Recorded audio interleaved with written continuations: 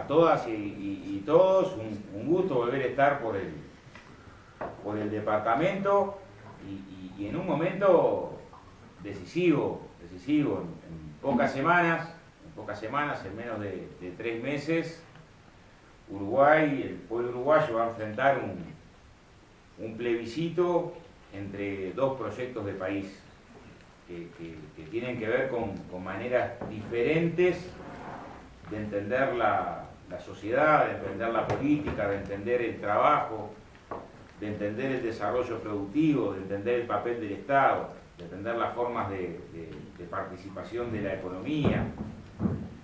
Y ese plebiscito tiene para nosotros una parte del recorrido que es la memoria, que es intentar entre todos hacer un balance desde los puntos de partida, desde aquel Uruguay que después de una década de una estrategia neoliberal en los 90 muy fuerte y de haber sucumbido en medio de la crisis regional por intentar enfrentar la crisis regional con viejas recetas de ausencia de participación del Estado y retiro de las políticas sociales, se encontró, o sea, el Frente Amplio en el gobierno asumió el gobierno en condiciones parecidas a la que a Andrés le tocó asumir la intendencia, con una circunstancia de endeudamiento muy duro, a corto plazo, con una situación de desempleo escandalosa en medio de una crisis social muy profunda, y no hay duda que para ese plebiscito el Frente Amplio presenta credenciales en el crecimiento económico con condiciones favorables, como fue del 2004 al 2014, de resultados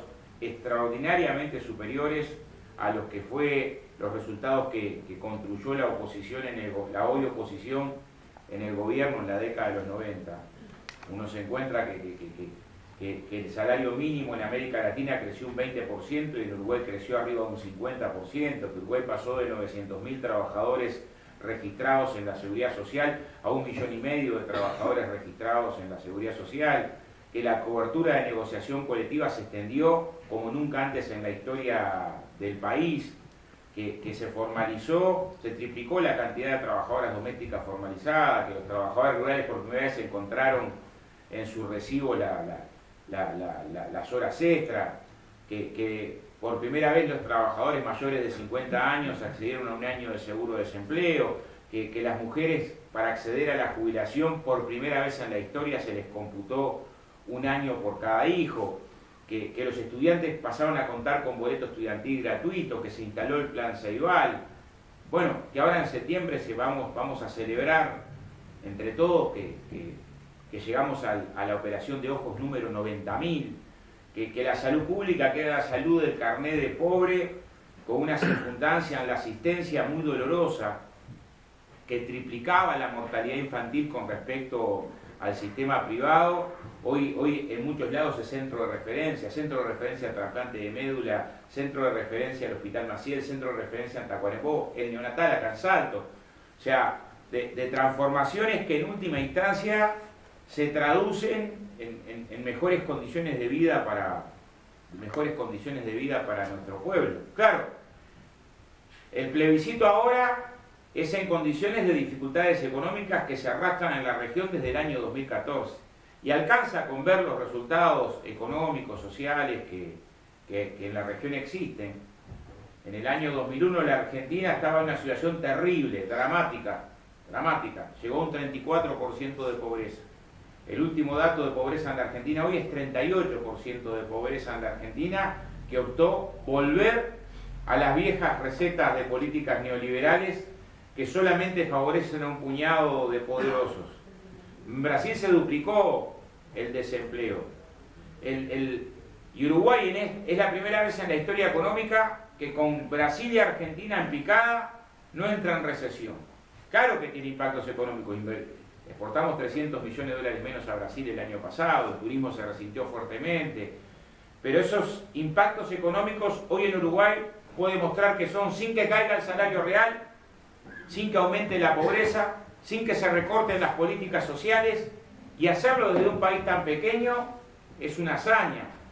También parte del balance tiene que ver con que a partir de los gobiernos del Frente Amplio se empezaron a ensanchar derechos a personas que históricamente, parte de la población que históricamente estuvo más vulnerada. Claro, el proceso político tiene que tener futuro, es para adelante, hay un programa que es para adelante.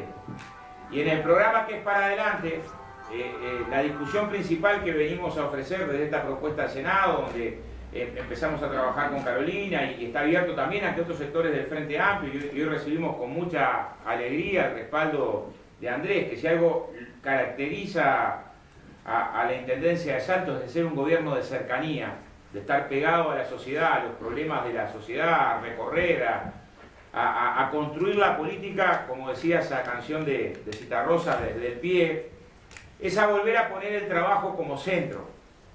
El Frente Amplio acumuló durante muchos años sobre un concepto: país productivo, justicia social y desarrollo de la democracia.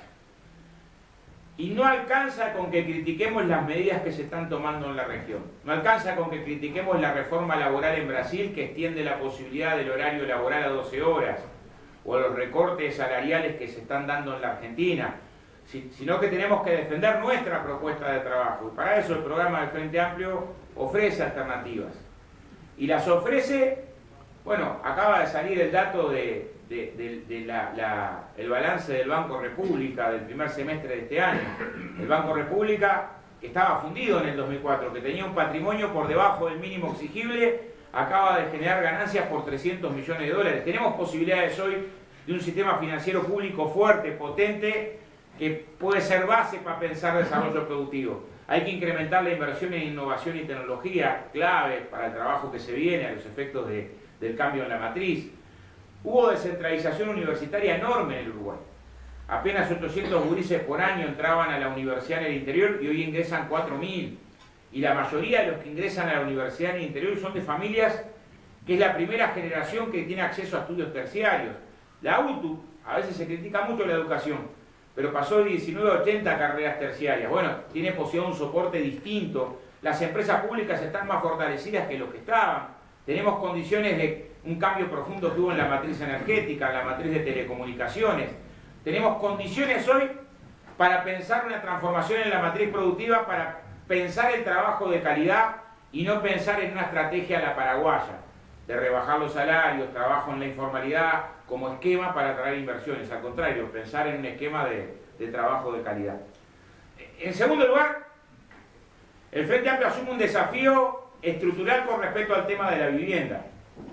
Es cierto que con respecto a la vivienda recibimos una herencia complicada, un banco hipotecario que estaba fundido, una institucionalidad muy compleja, deudas con el Fondo de Recursos de Vivienda muy honda, que multiplicamos la cantidad de cooperativas habilitadas, casi que por 5 con respecto a periodos anteriores, pero también es cierto que a pesar de ese esfuerzo enorme, todavía tenemos problemas de vivienda estructurales sin resolver.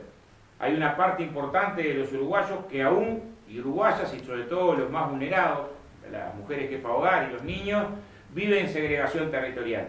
El programa del Frente sostiene duplicar la inversión en vivienda. Es un enorme esfuerzo desde el punto de vista de empezar a transformar de manera más profunda el concepto de vivienda como derecho al concepto de vivienda como mercancía. Plantearnos una cartera de tierras urbanas para que las nuevas viviendas sean en zonas céntricas y con servicios. Generar que parte de las viviendas sean en alquiler a los efectos de regular un mercado de alquileres que muchas veces se traga las conquistas salariales. Y además multiplicar el empleo con fuerte componente de inversión pública que la vivienda genera. Pensar una salida diferente a la que otros nos ofrecen desde el punto de vista del ajuste o desde el punto de vista del shock es un desafío político para el que la izquierda precisa desfragmentarse. La última elección interna fuimos con demasiada cantidad de listas, demasiadas, 64 solamente se presentaron en la interna Montevideo, y la intención es ir desde espacios unitarios más potentes. Y este esfuerzo que hacen los compañeros en Salto de articular una propuesta política común en lo nacional y en lo local, porque después se expresa en lo local, en las posibilidades del desarrollo desde el territorio, y nadie la entiende mejor que los compañeros y las compañeras que viven la realidad del territorio. Bueno, en ese recorrido queremos estar. En el 2015 nos tocó venir a Salto como Comisión de Legislación del Trabajo, porque cuando subimos en el Parlamento teníamos acampados trabajadores que estaban sin cobrar, y articular un poco con la OPP cómo se hacía para salir de esa situación ruinosa que se tenía. Y muchas veces nos ha tocado venir al departamento a intentar discutir con los actores sociales la mirada del desarrollo productivo desde la localidad. Tener un fuerte respaldo político local ayuda para construir entre todos una mirada nacional que permita conquistar un cuarto gobierno popular que ponga centro en la vieja premisa artiguista, que los más infelices sean los más privilegiados. Cuando nos acusan de haber incrementado la inversión social, tenemos que decir que somos culpables de haber generado condiciones de que el Uruguay se haya transformado en el país con menos pobreza e indigencia en América Latina, y la felicidad es pública. La felicidad no es una carrera individual, la felicidad es una batalla esencialmente ética. Uno no puede estar feliz del todo si tenés parte de tu pueblo que queda postergado, que queda hacia atrás, y en esa clave política identifica la esencia de lo que es el Frente Amplista.